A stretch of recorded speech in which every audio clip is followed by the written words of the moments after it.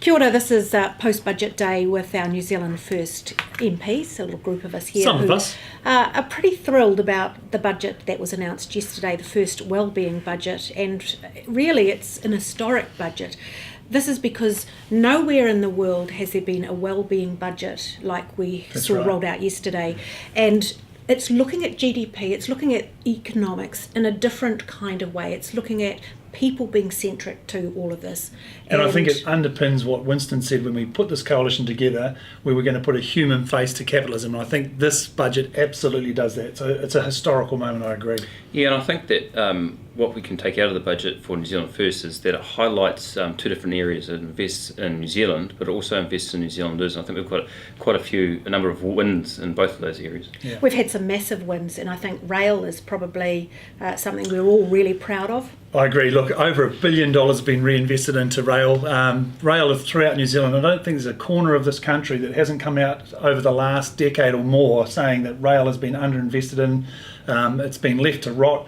In some parts of the lines, they're so bad that the rail systems are actually down to about 5 kilometres an hour. What we're trying to do is get this up to the 21st century. Putting it into first world standards. So when you look around the world at all the first world economies, they all have a very, very strong infrastructure for rail to move goods and to move people. But ideally, let's try and get some of these big, heavy trucks off our roads, which is our focus. And that's why we have a health focus. Everything's interconnected. So we have this great rollout of Putia for our rail, but also look at the health benefits of that. It's going to get trucks off the road, less congestion, less carbon emissions as a result, productivity for business, and better health because not so many cars on the road causing all that congestion and potential accidents. So amazing interconnectedness of this. And I think that you've both highlighted a point that with this budget we have invested in the underinvestment over the past sort of decade, so we're catching up, but we're also looking forward to the future as well. I think one of the bigger ones that we've got, and it's gone under the radar a little bit, but we secured funding for St John Ambulance. We've got that $38 million package, and part of that package is a $21 million one-off payment to plug that gap, and we're going to keep developing for a sustainable future funding model for them. What surprises me about that is most people that I've spoken to assumed that St John's was actually fully funded by the state, and it's not the case. So, well, I mean, it's like you said, most people assume. I think it was 88% or 90% of people out there actually voted on those online polls and said that they should be. When you call 111 and you want to ask for the police, fire, or ambulance, one of the three major emergency services, you expect that they're fully funded, but they're not. At the moment, they're about 71%. New Zealand First is pushing for 95 to 100% funding. One of the things I'm really proud about is the way that this government, this coalition has dealt with mental health and addiction issues.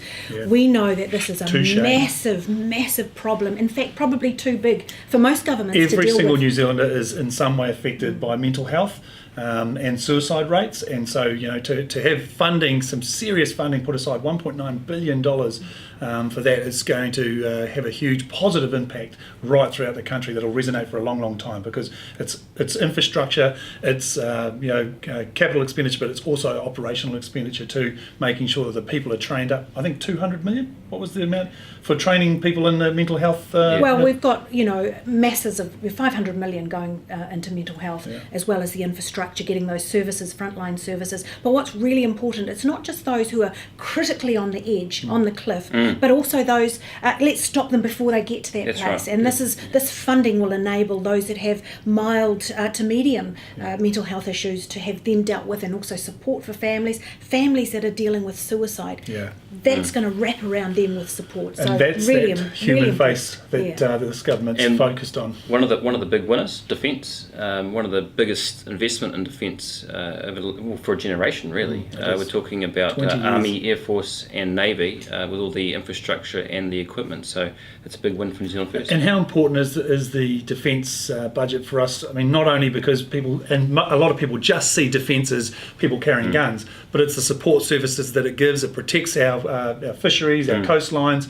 the amount of times that New Zealand is actually called upon to use our services, particularly the Navy and the Air Force, to actually give aid in the Pacific, Nepal. So, to get a couple of new aircraft. And one of the biggest deployments that we've got is actually down in Antarctica. That's a very important piece of the world that we need to ensure we look after with the fisheries and illegal fishing that goes down there, but also environmentally as well. Yeah. And talking of the environment, a small wee win, but a massive win, $20 million going into Kodi dieback.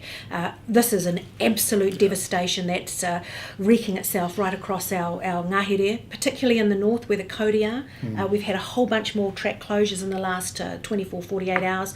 So it's really important. I'm really thrilled that we've been able to put more into that. And if I could just finish off with what I think is, for me, a very, very important part is the money that we're investing into venture capital for those startup businesses, those people that we've got here that are investing their time and effort and energy with their skills to actually create intellectual property and opportunities of growth and development. So $300 million of venture capital to assist those startup businesses to go beyond and become more than what they currently are is huge. Combine that with the $1 billion R&D tax credits that we announced last year.